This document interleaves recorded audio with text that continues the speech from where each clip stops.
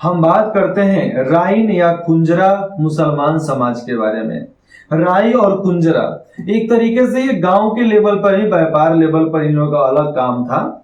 मैं काम को तो नहीं बता पाऊंगा अभी, लेकिन जितने भी राइन और कुंजरा समाज हैं इसमें से करीबन करीबन 10% लोग बाहर से आए हैं, ऐसा भी कोई गारंटी नहीं है। ये वही लोग हैं जो अनुसूचित जाति में आ जाते हैं, चाहे अनुसूचित जनजाति में आते हैं, उससे कन्वर्ट करके, उससे धर्म परिवर्तन करके आज अत्यंत पिछड़ा में उनकी गिनती होती है।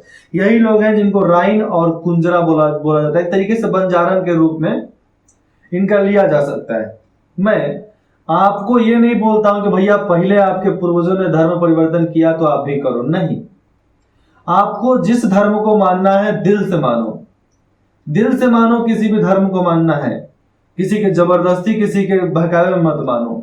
लेकिन मैं आगे बताना चाहता हूं कि आप लोगों ने आज तक जिनको भी वोट दिया, जिस पार्टी को दिया, चाहे किसी को दिया, चाहे मुखिया, वार्ड, मेयर, सरपंच, कोई भी हो, विधायक, सांसद, कोई भी हो, आपने कभी ये सोचा कि आपके आजादी के इतने वर्षों बाद क्या आपको वो अधिकार मिले जो आपको मिलना चाहिए? क्या आजादी के इतने वर्षों बाद आप बिहार में हो, आपके गांव में बाढ़ नहीं आया ना भैया? मतलब हमारे पास 75 वर्षों में इतना भी पैसा नहीं जमा कि बिहार में हम बांध बनवा दें। एक सरकार 20 साल तक थी, सही बात है, उससे हमारे इलाके का एक रोड नहीं बना तो वो बांध कहां से बनाएगी?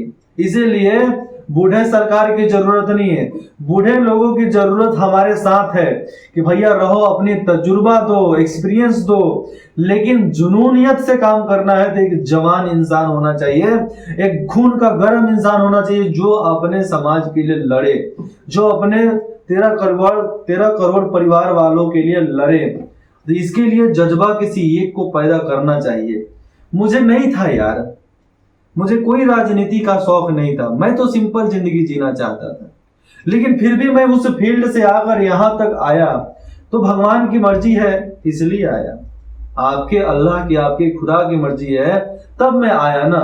तो जब मैं आया तो मेरा अधिकार बनता है कि हर कोई हमारा सपोर्ट करे।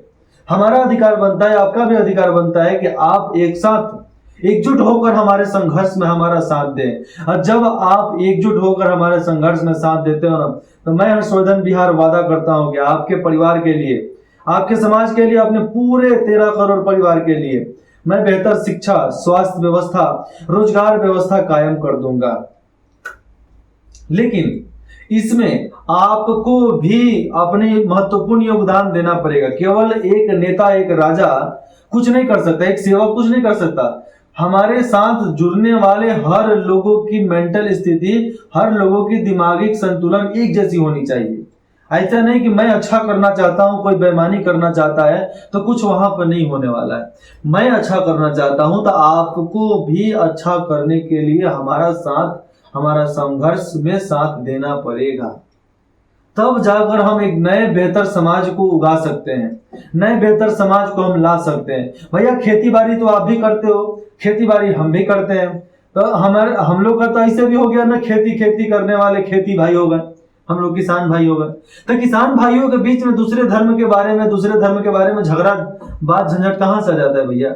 जितने भी किसान परिवार के, चाहे जो हिंदू, जो मुसलमान, जो भी किसान है, किसान परिवार मतलब एक तरीके से किसान, तो किसान एक अलग श्रेणी ले लेते हैं ना, किसान भाई। जब एक भाई का समर्थन मांगता है तो समर्थन देने में क्या जाता है? मैं तो केवल आपके योगदान के लिए बात कर रहा हूं, आपके बेहतर समाज के लिए बात कर रहा हूं। क्या आप हमारे साथ हैं? क्या आप हमारे साथ नहीं हैं? ये जवाब मुझे जरूर चाहिए, आप मुझे ये जवाब दीजिए। जय हिंद, जय बिहार।